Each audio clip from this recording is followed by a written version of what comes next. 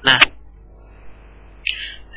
sayangnya filsafat adat yang sedemikian canggih ini, yang sangat mengajarkan harmoni terhadap alam itu. Contohnya yang saya ingat peribahasa dari Melayu itu. Peribahasa dari Melayu itu mengatakan, setiap bumi dipijak, di situ langit dijunjung. Maksudnya apa? Maksudnya begini, setiap tanah yang dipijak oleh orang Melayu bukan hanya jadi pijakan dia itu tanah, tapi juga dia juga harus menjunjung langit. Maksudnya menjunjung langit itu apa? Menjunjung sakralitas, menjunjung spiritualitas. Antara tanah yang diinjak dengan langit yang dijunjung itu ada korelasinya, ada harmoni gitu, ada harmoni.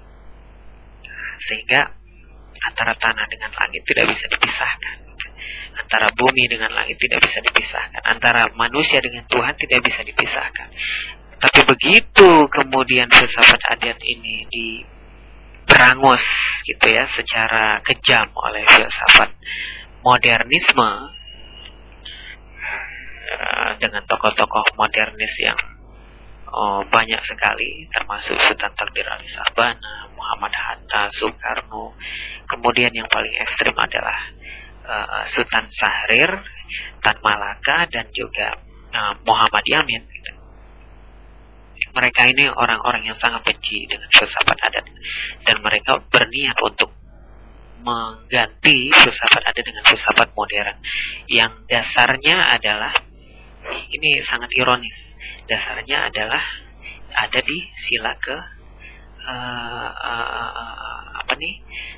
sila keempat ya, kerakyatan yang dipimpin oleh hikmah kebijaksanaan. Hikmah kebijaksanaan itu adalah terjemahan Muhammad Yamin dari istilah rasionalisme. Jadi filsafat modernisme ini, filsafat modern yang memberangus filsafat adat ini, mengganti adat dengan rasionalisme.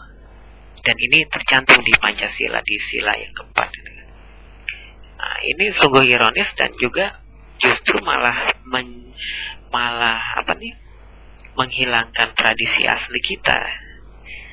Dan mereka mengambil dari tradisi barat, sehingga mengakibatkan kemudian orang-orang asli Indonesia yang lahir di Indonesia, punya budaya Indonesia, punya peradaban asli Indonesia, jadi kemudian mereka tidak mengenali kebudayaan mereka, tidak mengenali peradaban asli mereka.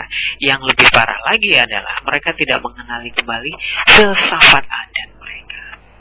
Jadi wajar kalau filsafatnya saja sudah diganti, maka cara mereka memandang kenyataan, cara mereka memandang alam pun sudah berbeda. Jadi wajar saja kalau orang modern saat ini memandang alam itu adalah sesuatu yang harus dieksploitasi dengan eksploitasi yang ekstrim dan radikal. Sehingga wajar saja kemudian kalau hutan kemudian gundul dan setiap orang desa yang sudah termodernisasi pikirannya itu tidak lagi memikirkan, tidak lagi memandang hutan itu sebagai sesuatu yang sakral, tapi mereka justru hanya memikirkan bagaimana yang dari hutan itu, kayu-kayu dari hutan itu menghasilkan uang gitu. Sehingga akhirnya terjadi komodifikasi hutan gitu kan. Dan komodifikasi hutan ini justru sangat berakibat fatal terhadap lingkungan mereka sendiri. Jadi ada dua bencana yang sesungguhnya mereka alami. Pertama, kehilangan filsafat adat yang merupakan filsafat asli mereka, kemudian diganti oleh filsafat modernisme. Kemudian akibat dari pergantian tersebut dan akibat adopsi mereka terhadap filsafat modernisme, maka mereka pun kemudian akhirnya jadi buta, dan mereka kemudian terhadap alam mereka mengeksploitasi. Jadi ya sungguh fatal gitu kan. Nah, menurut saya agar Indonesia ini dapat selamat gitu ya, maka saya pandang perlu untuk kemudian adanya program yang sistematis, program budaya, gerakan politik, gerakan sosial politik yang saya sebut dengan readatisasi Indonesia. Ya, mungkin karena saya sebagai pengamat filsafat Indonesia, tentu saja tawaran yang saya berikan adalah bagaimana orang Indonesia modern, generasi Indonesia modern ini kembali lagi kepada adat, kemudian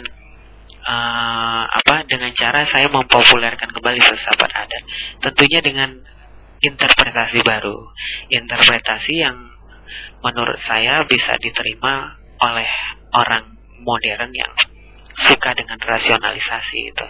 Jadi readatisasi Indonesia itu adalah interpretasi baru terhadap adat, sehingga adat dapat diterima oleh orang modern.